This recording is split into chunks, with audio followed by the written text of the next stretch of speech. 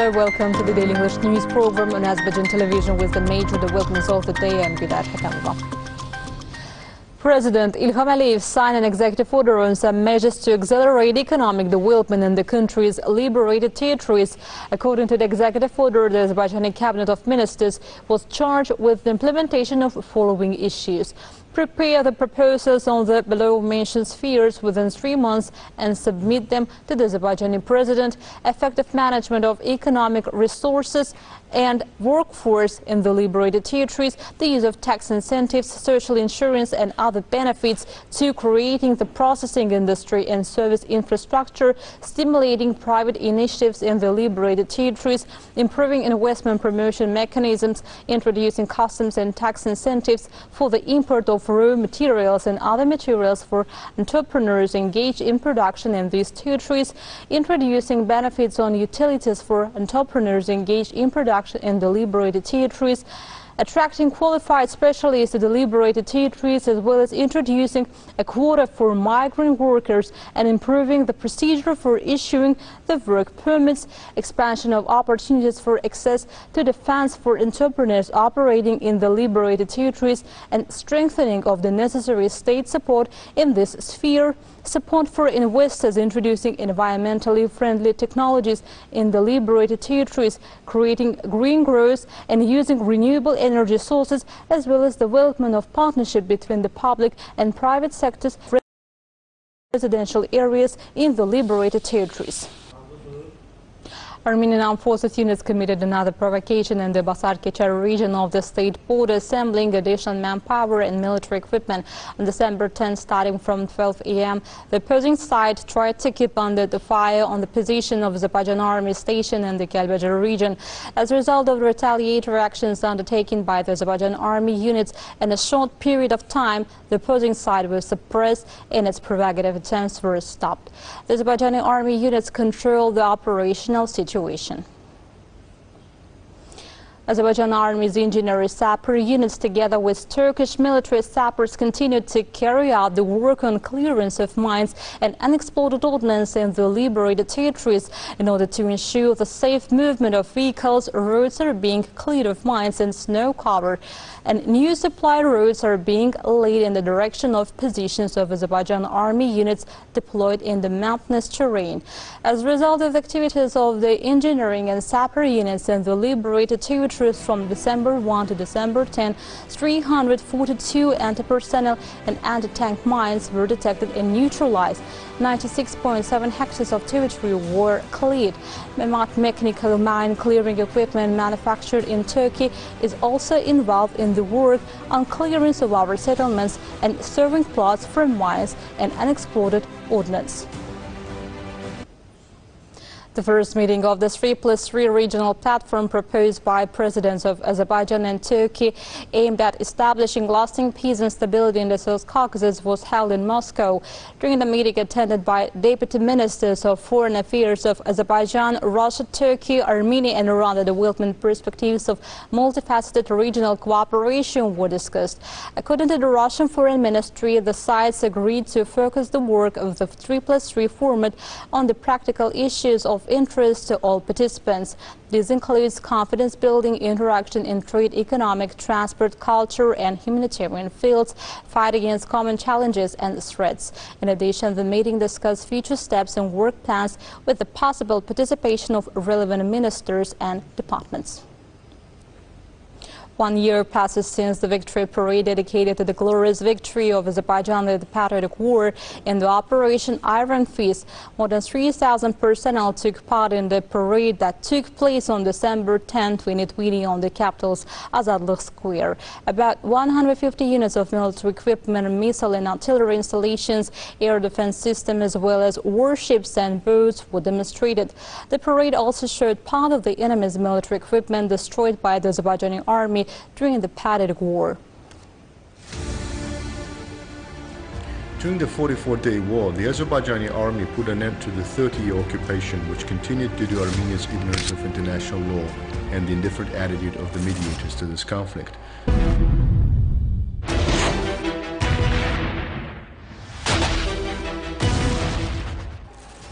The military operations demonstrated the political and diplomatic strengths and decisiveness, as well as the military might of the Azerbaijani state. And the military parade held on this day of the past year became the solemn completion of the historic victory. Azadlıq meydanında paradlar çox keçirildi. There have been many parades at Azadlıq Square, but this parade is of particular importance. This is the Victory Parade. This is a historic event. In one of the parades I said that the flag raised in Lalatepe in 2016 would be brought to the parade. I said that the day would come when the Azerbaijani flag raised in the liberated lands would be brought to Azadlıq Square, and this day has come. We, the people of Azerbaijan, are witnessing this historic day. From now on, we will only move forward. The Second Karabakh War also exposed many myths that the occupier had concocted over the course of 30 years and imposed on local and external audiences. The impassable line of Ohanyan, the invincible Armenian army were defeated. The personnel of the Armenian army, which had lost billions of dollars of military equipment, was also smashed to smithereens. It's worth recalling only one fact. The army of the occupiers numbered more than 10,000 deserters during the war. The Azerbaijani soldiers gathered strength from the restoration of historical justice and the liberation of their lands from the occupation. Our wounded soldiers and officers were asking doctors in military hospitals and clinics to heal them as soon as possible, that they must return to the battlefield and complete their mission. The people of Azerbaijan have showed their greatness, their high moral spirit. The very cause of this victory is the Azerbaijani people. We have fulfilled our historic mission by showing unity, resolve, determination and national spirit. The participation of the head of the Brazil state, Turkey, in the solemn parade, which was next to Azerbaijan for 30 years when the conflict continued, and which, with its political support during the 44-day war, played a decisive role in neutralizing many power centers, also had a symbolic meaning. From the first days, Turkey supported the struggle of Azerbaijan with all its agencies and organizations. We were next to the Azerbaijani brothers with all our capabilities. Turkey has always been guided in relations with Azerbaijan by the slogan of the nationwide leader Heydar Aliyev, "One nation, two states."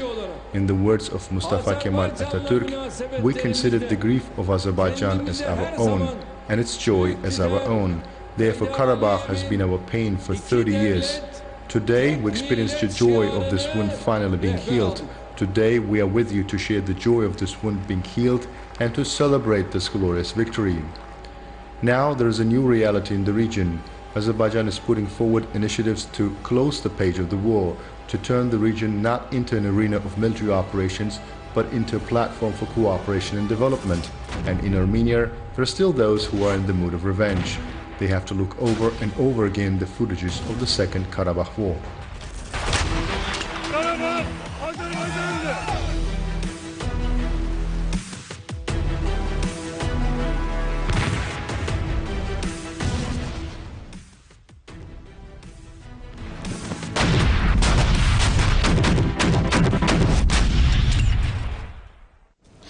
Organized by U.S. President Joe Biden, the Summit for Democracy should be considered as another example of double standards in the world.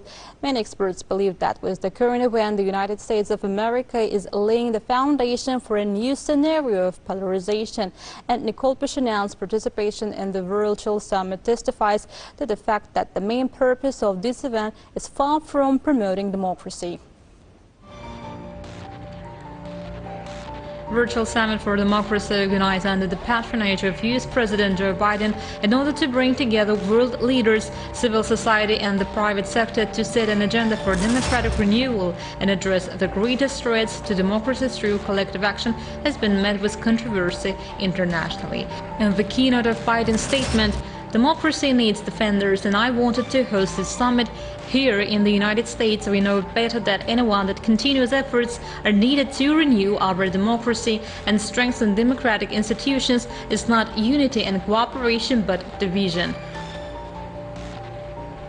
Thus, U.S. President Joe Biden continues to repeat the mistakes of American history. His selective approach to the selection of countries invited to the Summit for Democracy held on December 9 to 10 in an online format was perceived by the world community and even the White House allies as incomprehensible step. And the conclusion is this: the choice was made on the basis of subjective criteria and it directly serves the interests of the United States. The participation in the Summit of France and Sweden, the Philippines and Poland some of the US allies in Asia, Japan and South Korea, as well as Iraq and the Democratic Republic of Congo, is a real reflection of this interest. In the absence of such influential states as Hungary, Azerbaijan, Turkey, the summit defies any logical explanation, and this is nothing more than an indicator of President Biden's double approach. Certain clear tendencies also give rise to the conviction that Joe Biden's Summit for Democracy is formal. The fact that, along with Turkey and Azerbaijan, also Russia and China are not invited to the summit suggests that the White House wants to demonstrate who in its understanding will become a potential member of the Grand American Coalition. As for democracy in the American way, it is appropriate to once again recall the following facts about the USA. Despite the fact that the United States adopted the Genocide Convention in 1948, it was ratified only in 1980. Crimes were committed by the United States in Vietnam, Iraq, terrible torture in Abu Ghraib and Guantanamo prisons, nuclear bombs were dropped on Hiroshima and Nagasaki, the facts of the extermination of Native Americans in America, the murder of a black man by policemen in Ferguson, and his acquittal in court is a prime exemplary of today's so-called American democracy.